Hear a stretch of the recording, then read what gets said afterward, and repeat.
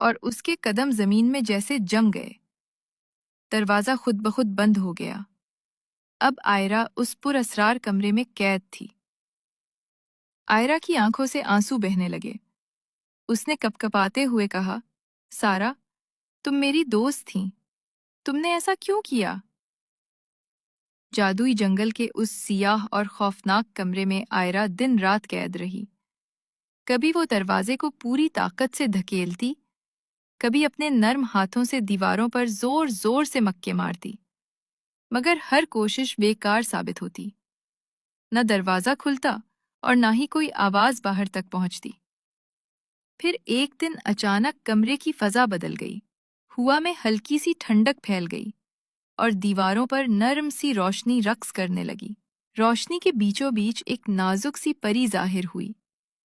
اس کی آنکھوں میں چمک تھی اور اس کے ہاتھ میں ایک چھوٹا سا سنہری ٹوکرا تھا جس میں کھانا اور پانی رکھا تھا۔ پری نے نرم لہجے میں کہا، آئرہ، تم اکیلی نہیں ہو، میں ہر روز تمہارے لیے کھانا لاؤں گی تاکہ تم کمزور نہ پڑو، لیکن یاد رکھو، صبر اور سچائی کے ساتھ ہی تمہارا راستہ کھلے گا، یہی آزمائش ہے۔ آئرہ نے شکر گزار آنکھوں سے پری کو دیکھا۔ کئی دن یوں ہی گزر گئے۔ پری روز آتی، اسے سہارا دیتی، باتیں کرتی اور امید دلاتی۔ آئرہ کے دل میں تھوڑا سکون آ گیا، لیکن زخم ابھی بھی تازہ تھے۔ ایک دن آئرہ نے عزم بھری آواز میں کہا، میں اب یہاں سے نہیں جاؤں گی جب تک سارا کو اس کے کیے کی سزا نہ مل جائے۔ وہی اس قید کی حقدار ہے اور وہی یہاں ہمیشہ کے لیے رہے گی۔ پری نے آئرہ کی آنکھوں میں جھانکا اور ہلکی سی مسکراہٹ کے ساتھ سر ہلایا۔ پھر اسے ایک نایاب، روشنی سے جگمگاتا ہوا پھول نکالا۔ پھول کے پتے ایسے لگتے تھے جیسے ستاروں کی روشنی سے تراشے گئے ہوں۔ پری نے کہا، یہ پھول، اس کی خوشبو انسان کو گہری نیند میں ڈال دیتی ہے، ایسی نیند جس سے وہ کبھی نہ جاگ سکے جب تک یہ کمرہ اسے قید رکھے۔ تمہیں بس وقت کا انتظار کرنا ہوگا۔ اسی دن شام کے وقت دروازے پر عجیب سی آہٹ ہوئی۔ کمرے میں دھند بڑھنے لگی اور اس دھند کے بیچ سے سارا نمودار ہوئی۔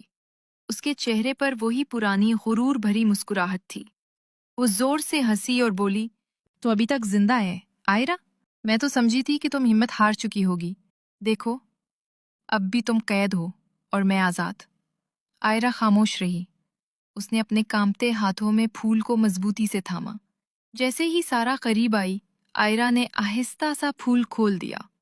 خوشبو پورے کمرے میں پھیل گئی۔ لمحوں میں سارا کے غرور بھرے چہرے پر بوجھ سا اتر آیا۔ اس کی پلکیں بھاری ہوئیں، وہ لڑکھڑائی اور پھر زمین پر گر کر گہری نیند میں چلی گئی۔ آئرہ نے گہرا سانس لیا۔ اس کی آواز کمرے میں گونجی، یہی تمہارا انجام ہے سارا۔ تم نے دوستی کا حق ادا نہیں کیا، تم نے دھوکہ دیا۔ اب یہ قید تمہارا گھر ہے، ہمیشہ کے لیے۔ پری آگے بڑھی، اس نے آئرہ کا ہاتھ تھاما۔ اس کے ارد گرد سنہری روشنی کا دائرہ بنا اور پل بھر میں آئرہ اس قید سے باہر نکل گئی۔ پیچھے وہ دروازہ ہمیشہ کے لیے بند ہو گیا۔ سارا اس سناٹے والے کمرے میں تنہا رہ گئی۔ وہاں نہ دن تھا نہ رات، نہ کوئی آواز نہ کوئی ساتھی، صرف تنہائی جو ہمیشہ اس کے ساتھ رہے گی۔ یوں آئرہ آزاد ہو گئی۔ اس کی آنکھوں میں آنسو تھے، مگر دل میں سکون۔ اس نے خود سے عہد کیا کہ یہ سبق وہ کبھی نہ بھولے گی۔ ہر دوست مخلص نہیں ہوتا اور ہر مسکراہٹ کے پیچھے سچائی نہیں چھپی ہوتی۔